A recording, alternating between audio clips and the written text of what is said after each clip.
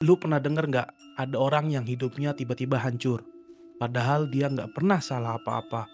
Kadang jawabannya bukan karena karma, tapi karena ada yang main belakang. Gua Papa Rama dan di channel ini bukan cuma cerita, tapi kisah-kisah nyata yang pernah diceritain ke gua langsung.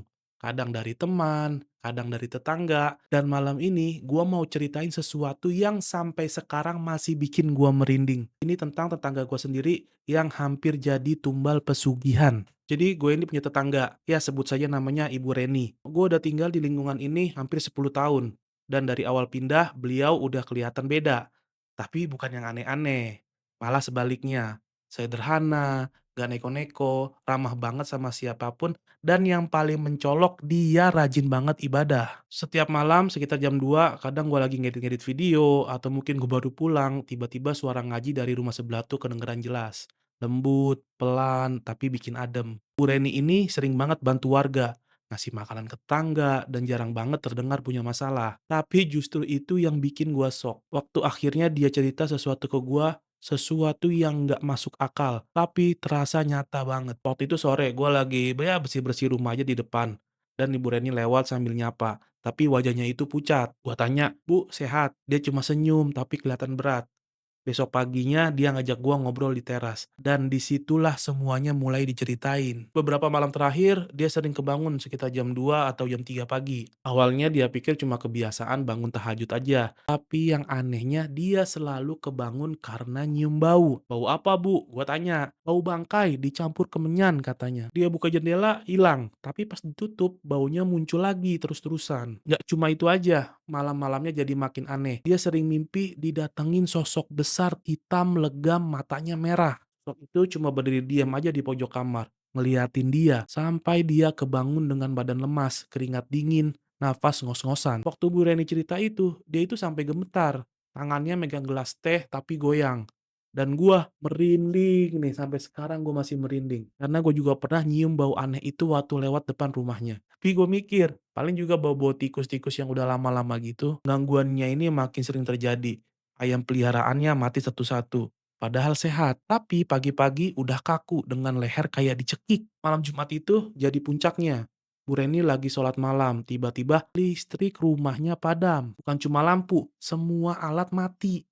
Padahal rumah-rumah lain normal, termasuk rumah gua. Memang dasarnya dia ini memang rajin banget ibadahnya, dia tetap lanjut ngaji pakai lilin. Tapi dari arah dapur dia dengar suara orang nangis. Pelan, tapi makin lama berubah jadi geraman. Dan suara itu mulai nyebut namanya. "Reni, Reni, ikut aku, ikut aku." Pas gue cerita bagian ini, gue bener-bener ngerasa tengkuk gue dingin. Gue nanya, "Bu, terus ibu ngapain?" Nah dia jawab, "Saya ngambil wudhu lagi, istighfar, baca ayat kursi berulang-ulang sampai suara itu hilang." Besoknya dia nyamperin seorang dukun tua, ya bukan yang seram tapi lebih kayak sesepuh kampung lah, kiai-kiai gitu.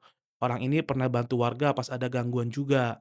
Waktu dicek si dukun bilang gini, "Bu, ini pesugihan, ada yang mau tumbalin ibu. Tapi makhluknya ini nggak bisa masuk penuh, karena ibu dilindungi." Waktu dengar itu Bu Reni langsung sadar, mungkin karena dia rajin ibadah. Sepuh ini juga cuma bilang, "Teruskan ibadahnya, jangan takut, tapi jangan dilawan langsung. Dia cuma bisa masuk kalau ibu ragu." Sejak saat itu Bu Reni makin kenceng ibadahnya. Zikir tiap malam, ngaji nggak berhenti-henti, tapi gangguan itu belum juga selesai. Ada nih juga satu malam suara jeritan keras muncul dari belakang rumahnya. Bukan suara manusia, tapi kayak gabungan manusia dan binatang, serak dan kesakitan. Dan malam itu juga rumah tetangga yang pernah punya masalah sama Ibu Reni, ya sebut aja Pak D lah. Tiba-tiba rame, Pak D ini jatuh sakit, tapi bukan sakit biasa. Dia kerasukan, teriak tiap malam. Tubuhnya luka-luka sendiri, dan dalam kerasukannya dia ngaku, "Saya yang kirim, tapi salah sasaran. Makhluknya balik ke saya." Seminggu kemudian Pak D ini meninggal. Dokter bilang nggak ada penyebab medis yang jelas. Dan saat sejak itu rumah Bu Reni kembali lagi tenang. Nggak ada lagi nih suara-suara aneh, nggak ada mimpi, nggak ada bau. Waktu terakhir gue duduk ngobrol lagi sama Bu Reni, dia bilang pelan, "Kalau bukan karena ibadah, mungkin sekarang aku udah nggak ada." Dia senyum, tapi gue lihat matanya itu berkaca-kaca. Nah setelah malam itu gue jalan nih pulang ke rumah. Gue mikir lama. Kadang Yang nyerang kita tuh bukan orangnya langsung, tapi niat jahatnya. Dan kadang yang nolong kita bukan manusia juga. Lu percaya atau enggak itu urusan lu, tapi kisah ini diceritain langsung ke gua. Dan memang ada beberapa penyempurnaan agar kalian makin mengerti. Dan buat gue pribadi, ini jadi pelajaran besar lah buat gua. Kalau lu suka cerita kayak gini, tekan like, subscribe, dan share video ini sekarang juga. Karena di channel ini bukan cuma cerita, tapi kisah nyata yang kadang lebih seram dari fiksi. Dan kalau misalnya lu pernah ngalamin kejadian mistis, spiritual, atau kisah nyata yang nggak bisa lu jelasin, DM gua di Instagram @bukancumacerita. Siapa tahu cerita lu yang gue bawain selanjutnya. Gua Papa Rama, sampai ketemu di video berikutnya.